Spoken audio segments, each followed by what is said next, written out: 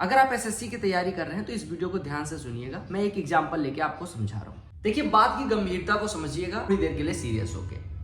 अभी एसएससी ने SSC CHSL 2023 की वैकेंसीज रिलीज करी, जिसमें केवल और केवल 2 पे लेवल की पोस्ट है, पे लेवल 2 और पे लेवल 4 की पोस्ट है। पहले कुछ और वैकेंसीज थी, अब 1211 वैकेंसी बची है।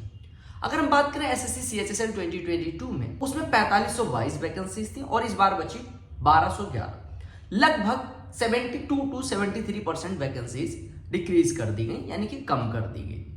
अगर आपको अभी भी लगता है कि आप जितनी मेहनत कर रहे थे उतनी मेहनत से सिलेक्शन हो जाएगा मेरे भाई, तो ये वही वाली बात हो गई कि आप सब कुछ जानते हुए कुएं में कूद रहे हैं। देखो, मैं मैथमेटिक्स का छोटा सा कॉन्सेप्ट बताता हूं जो आप सभी को पता होगा।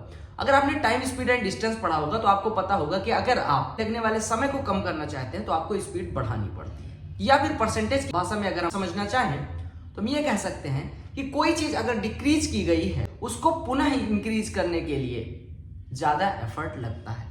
अगर वैकेंसीज 4500 होती तो सिलेक्शन लेने में कितना एफर्ट लगता, और अभी 73% कम वैकेंसीज के बाद कितना टाइम लगेगा, अगर ये निकालना है तो सिंपल सी बात है। 73% वैकेंसीज घटी, इसको परसेंटेज पे ऑपरेट कर लेते हैं कि 100 वैकेंसीज में से 100 कोई चीज थी, उसको घटा दिया गया 73% से, यानी अब बची 27 से 100, यानी हमें फिर से सिलेक्शन में पहुंचना है तो हमें कितना गुना बढ़ाना पड़ेगा, यानी कितना परसेंट इंक्रीज करना पड़ेगा, लगभग 270% के करीब बढ़ाना पड़ेगा। यानी कि मेहनत को भी 270% बढ़ाना पड़ेगा, तब 4522 वैकेंसीज के बाद 1211 वैकेंसीज में सिलेक्शन होगा। कुछ लोग कहेंगे कि अभी जरूरी नहीं कि वैकेंसीज अगले साल भी इतनी कम हो। देखो, मैं ये नहीं कहता कि कम ही होंगी या कुछ ज्यादा आएंगी, लेकिन करंट सिनेरियो को देखते हुए मैं ये कह सकता हूं कि अगर वैकेंसीज 1211 आई तो क्या आप सिलेक्शन नहीं लेना चाहोगे?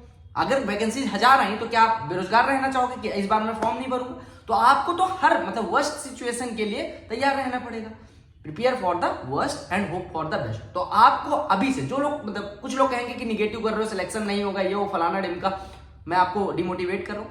बिल्कुल, अगर आपको ऐसा लग रहा है तो आपको मैं डिमोटिवेट ही कर रहा हूं, लेकिन मैं उनके लिए बातें कर रहा हूं जो चंद लोग सेलेक्ट होंगे, जो सेलेक्ट होना चाहते हैं, ये जो लक्ष्य है उसके पीछे वो लगे हुए हैं। तो बात को समझिएगा, मेहनत को बढ़ाइए और दुनिया के आरआर करने के बजाय आप सीधे सीधे फोकस करिए अपनी पढ़ाई पे। Increase your hard work and get your result. Bye bye.